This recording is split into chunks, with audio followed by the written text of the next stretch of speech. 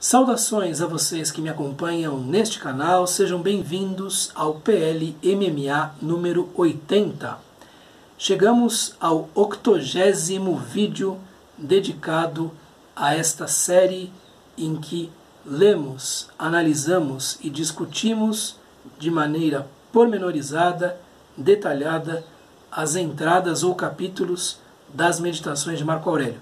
Nós iniciamos esta série, o PL MMA, lá nos primeiros dias de janeiro de 2019, estamos em meados de julho e vamos continuar, se a fortuna assim o quiser, se os deuses assim nos permitirem, até o final da obra.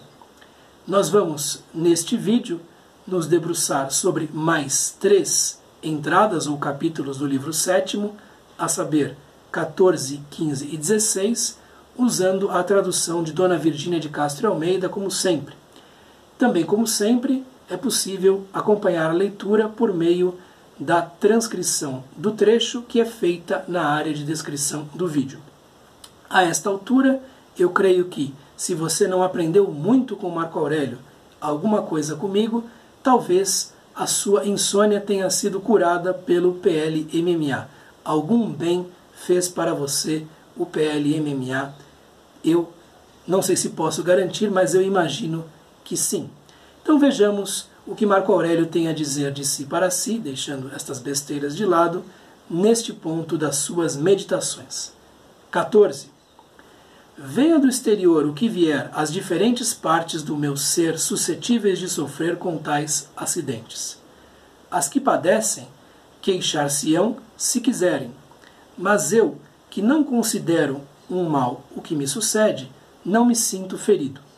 Ora, depende de mim não encarar essas coisas como um mal. Neste ponto existe uma certa ambiguidade no texto grego, a crer nas versões diferentes que eu consultei, porque é possível que Marco Aurélio esteja fazendo menção às partes do seu corpo que podem padecer de algum tipo de dor, de algum tipo de mal, de algum tipo de constrangimento, etc., ou a seres, a pessoas que talvez venham a sofrer por conta de acontecimentos exteriores, por conta de acidentes. A tradução de Dona Virgínia de Castro está em conformidade, por exemplo, com esta tradução italiana, né, de Maristella Ceva, que justamente na entrada 14 diz o seguinte, né? Aconteça, de todo modo, aconteça também do exterior qualquer mal possível, as partes do corpo que possam receber dano, né? Accada pure dall'esterno ogni possibile male alle parti del corpo che possono così riceverne danno. Então a ideia de que estas partes do corpo podem ser molestadas, incomodadas, podem ser atingidas, porém, a mente, que para os estoicos está, de um certo modo, descolada do corpo, ela tem meios de não ser atingida diretamente por esses estímulos que vêm do corpo, esta mente pode garantir-se para si própria a tranquilidade, a felicidade, não importando o estado em que se encontre o próprio corpo. Agora, em outras entradas, em outras traduções, melhor dizendo, como por exemplo a de Seabra, nós temos o seguinte, que de fora caia sobre os que podem ser afetados por esse choque o que quiser, indivíduos que possam ser afetados, né? Pois aqueles, se quiserem, se queixarão de suas afecções, do fato de serem afetados. E quanto a mim, porém, caso eu não suponha um mal sucedido, ainda não sofri o dano, e a mim caberá não supô-lo. Então aqui a ideia de que podem ser indivíduos, né, que, por meio da sua não educação filosófica, se abram a possibilidade de ser atingidos pela dor, pelo sofrimento, de ser atingidos por algum tipo de dano. Tanto faz, porque a ideia geral é aquela que insiste no fato de que o hegemonikon, a mente diretora, a nossa faculdade diretriz a faculdade racional e que nos governa, é capaz de lidar com essas coisas por estar assim equipada desde a natureza. Venha do exterior o que vier, as diferentes partes do meu ser suscetíveis de sofrer com tais acidentes. Por exemplo, o corpo. Podemos ter escoriações, fraturas, podemos ter partes do corpo amputadas. Este corpo vai gritar, vai sofrer, vai doer. Né? Os estoicos não dizem o seu corpo não vai doer. O que eles dizem? Você terá força interior se for bem educado, se for uma pessoa que exerce a filosofia, se for um estoico de fato, para lidar mesmo com esse sofrimento corporal, mesmo com essas dores. Né? As partes que padecem queixar-se-ão, com mesóclise e tudo, se quiserem. Que elas fiquem lá se queixando, que fiquem doendo, fiquem lá padecendo do mal. Mas eu, a minha parte interior, né, que não considero um mal o que me sucede, não me sinto ferido. E aqui, Marco Aurélio está novamente veiculando uma ideia que já tinha aparecido, por exemplo, lá em 4.7, livro 4, capítulo 7, em que ele diz o seguinte: suprime a tua opinião, o teu julgamento, a tua hypolepsis, e suprimirás a tua queixa, o teu lamento, os teus motivos para reclamar, lamentar-te, e por aí vai. Este homem fez-me sofrer. Suprime estas palavras e o teu mal ficará suprimido. Então a ideia aqui é que o que nos faz sofrer são justamente esses julgamentos que, a partir de sensações corporais ou a partir de pensamentos, fantasiae, são tomados como males. Aí há um acréscimo de mal, por assim dizer, a uma situação que era desagradável apenas para uma parte do nosso ser. Então nós passamos a sofrer também psicologicamente quando isso não era necessário. Né? Então se eu não me sentir ferido, se eu educar a minha percepção, se eu for bastante insistente nos bons princípios da tal disciplina do assentimento, né, da disciplina da percepção, se quisermos, eu não me sentirei ferido, ainda que tenha sido ferido. Então, eu vou sofrer, evidentemente, os males do corpo, mas eu não sofrerei os males da mente, eu não farei acompanhar dos males do corpo o sofrimento psicológico. Ora, depende de mim não encarar essas coisas como um mal. E aparece um verbo aqui muito importante ligado ao hypolepsis, né, que é o chamado hypolambanen ou hypolambano, que quer dizer justamente considerar. Quando ele diz considero, o termo que está sendo usado é hypolambano, que é eu estimo, considero, penso, presumo, suponho, tenho como julgamento. Então, educar a faculdade de julgamento, educar a faculdade que dá assentimento às fantasias, às representações, era importante para o indivíduo fortificar-se interiormente. 15. Digam ou façam o que quiserem, tenho de ser homem de bem, como se o ouro, a esmeralda e a púrpura dissessem, digam ou façam o que quiserem, tenho de ser ouro, esmeralda, púrpura e manter a minha cor. Aqui, o fato de ser um agathos, ser um homem de bem, será comparado a ser uma pedra preciosa ou uma substância de grande valor e de cor viva, de cor que não se altera com a passagem do tempo. O homem de bem, o agathos, aquele que pratica a arete, que vai nessa direção, mantém o seu valor, mantém a sua coloração própria, não importando as circunstâncias exteriores. Né? Digam ou façam o que quiserem. Hajam essas pessoas como bem entenderem, mas eu manterei de mim para mim o compromisso de ser uma pessoa boa, de ser uma pessoa honesta, de ser uma pessoa virtuosa. Não importa o que os outros pensam, não importa o que os outros façam comigo, não importam as calúnias que possam contar a meu respeito, não importam as traições que podem levar a termo, não importa nada disso, não importam as pessoas que caem ao meu lado mortas ou enfermas. Depende de mim seguir retamente, né? Ser reto e não colocado de maneira endireitada, como se diz lá na entrada 12, e seguir uma linha reta, permanecer dentro da honestidade, dentro da honra. Assim como o ouro não se desbota, assim como a esmeralda não se desbota, assim como a púrpura não se desbota, eu manterei este valor interior, reluzente, vivo, não importando as circunstâncias. Isto é tipicamente estoico. Este é um tipo de comparação em que os estoicos insistiriam bastante, das quais eles gostavam bastante. Interessante também a tradução de Maristella Ceva, porque, sendo o italiano, pela própria cultura escolar e universitária que existe ali naquele país, muito próximo do latim, a tradução escolhida por Maristella Ceva para justamente o homem de bem, o bom, é honesto. E por que ela escolhe isso? Porque os que fizeram tradução dos estoicos, sobretudo Cícero e Sêneca, quando vertiam o termo ton agathon, ou bem, vertiam-no como um neutro honestum, o que é honorável, o que é, portanto, cheio de boas qualidades, o bom. E aqui ela recupera um pouco dessa prática latina ao chamar esse ser bom de ser honesto.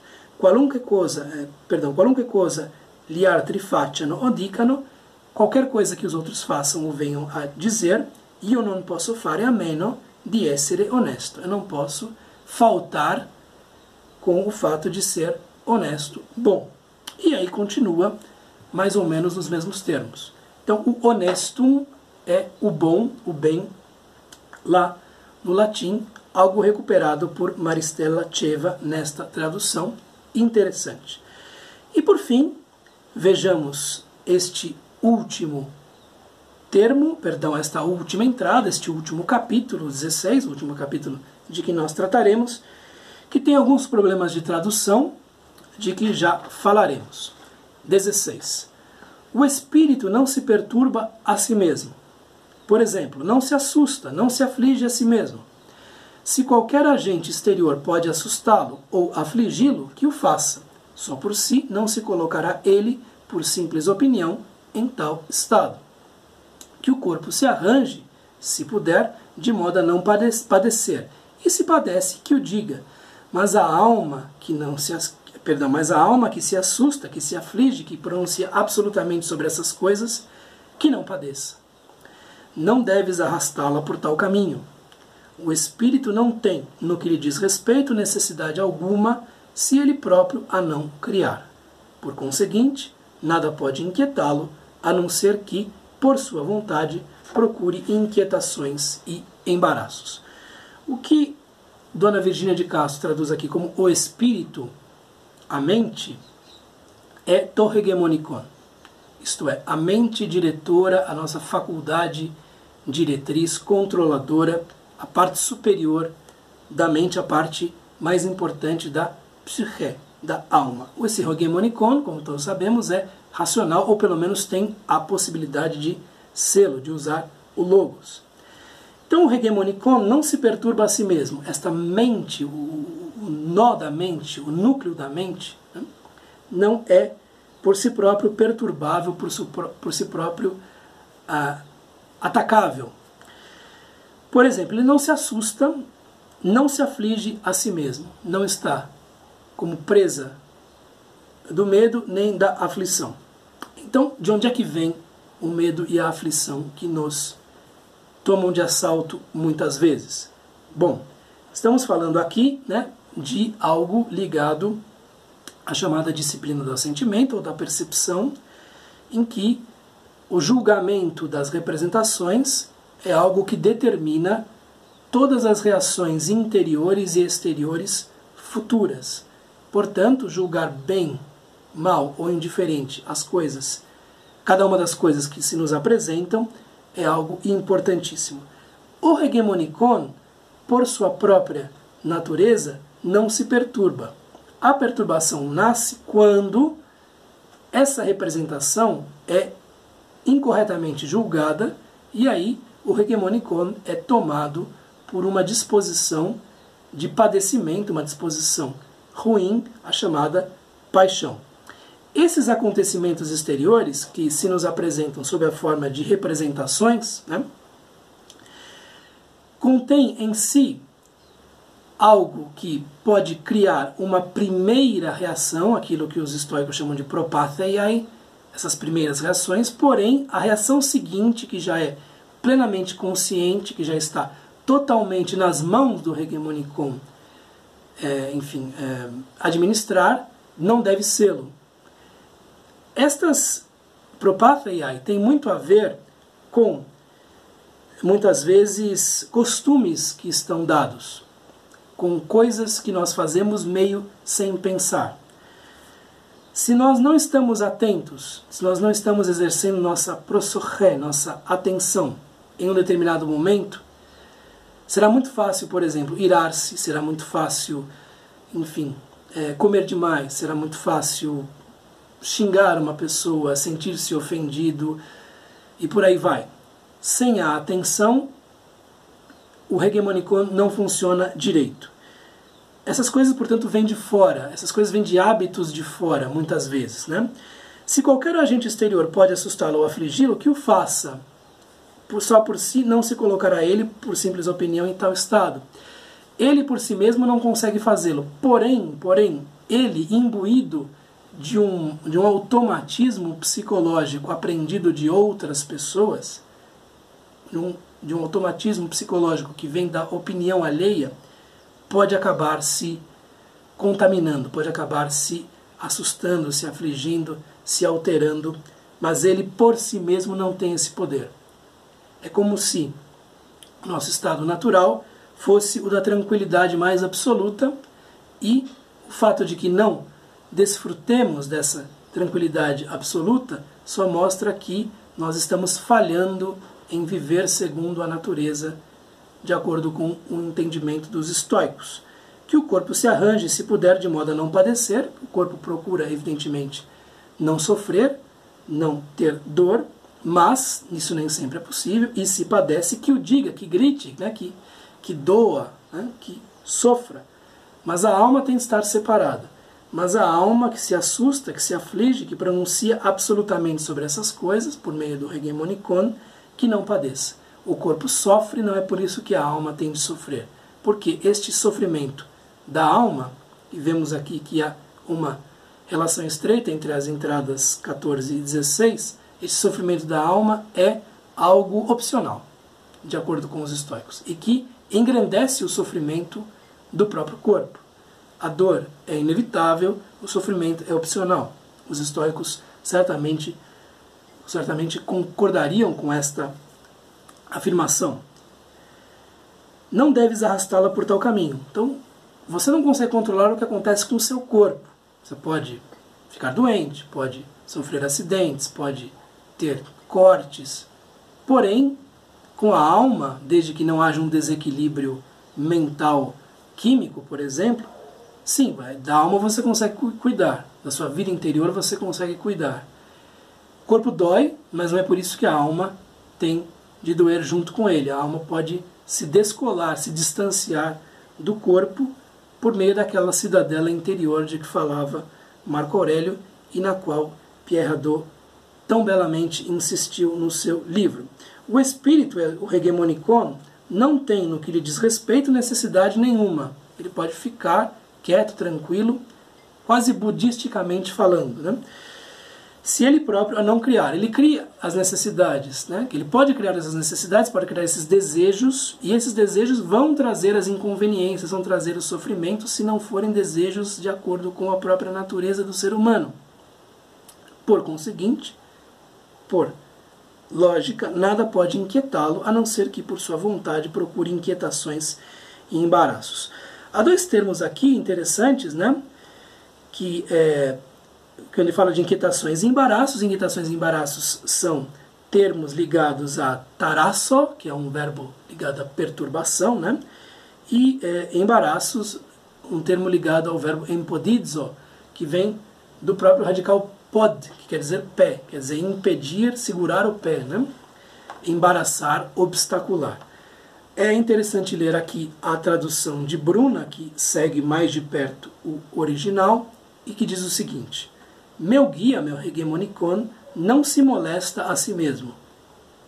Quero dizer, não cria para si temores a seu talante, temores segundo a sua vontade, o seu capricho, sua veleidade, por aí vai. Se alguém mais pode causar-lhe temores e aflições, que o faça externamente, mas ele por si próprio não o faz. Ele, a si mesmo, por suas opiniões, aqui estamos falando de hypolepsis, né?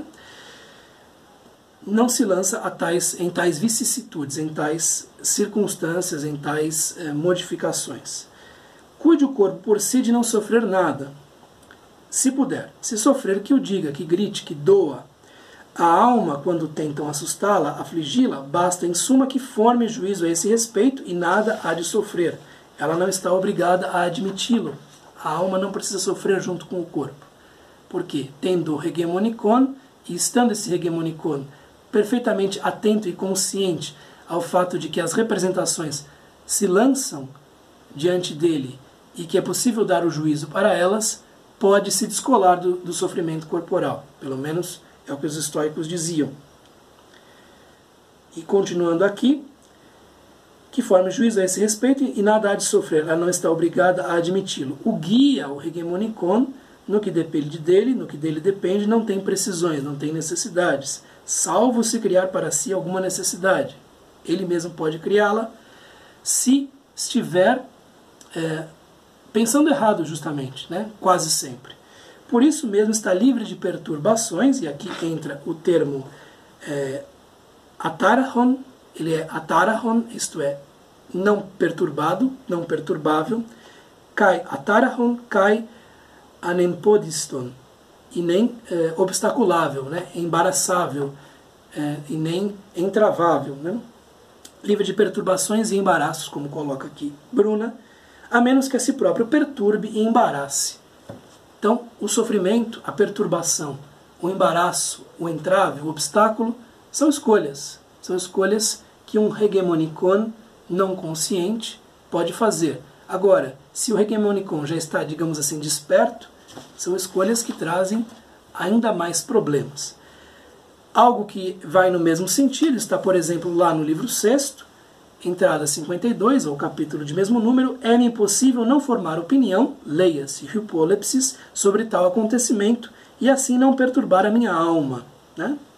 Tomá-lo como indiferente, porque as coisas em si não têm poder para formar as nossas opiniões, nós mesmos é que formamos essas opiniões.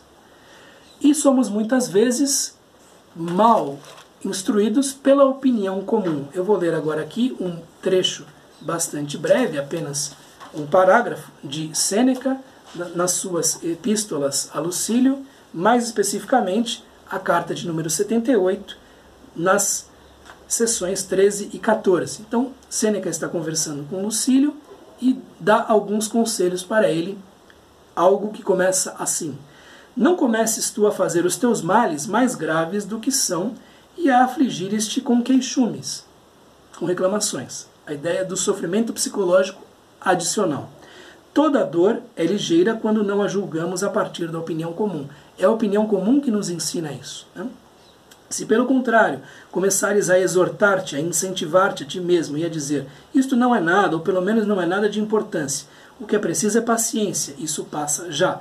Pelo próprio fato de considerares ligeiras as tuas dores, já estás a torná-las de fato ligeiras. A força da interioridade do hegemonicon presente aqui. Todos os nossos juízos estão suspensos da opinião comum, dependem da opinião comum. Por isso é necessário educar-se filosoficamente, segundo a ideia que os estoicos faziam. Não são apenas a ambição, o luxo, a avareza que se regulam por ela, pela opinião comum, que está errada. Também sentimos as dores de acordo com a opinião. Cada um só é desgraçado na justa medida em que se considera tal. Cada um só é desgraçado na justa medida em que se considera tal, e há uma sentença, muito interessante, que é ad opinionem dolemus. Doemos segundo a opinião comum. Doemos porque aprendemos a nos lamentar, aprendemos a reclamar, aprendemos a sentir pena de nós mesmos. E por isso, segundo essa opinião comum, agimos em conformidade com essa ideia errada e criamos sofrimentos desnecessários. Se você se mantiver no caminho reto e compreender que o seu hegemonicon tem muito mais poder do que você supõe, os sofrimentos serão mais pontuais, mais fáceis de suportar e não haverá reclamações. Eis o que eu tinha a lhes dizer a respeito destas 3 entradas. Um abraço, até o próximo vídeo. Tchau!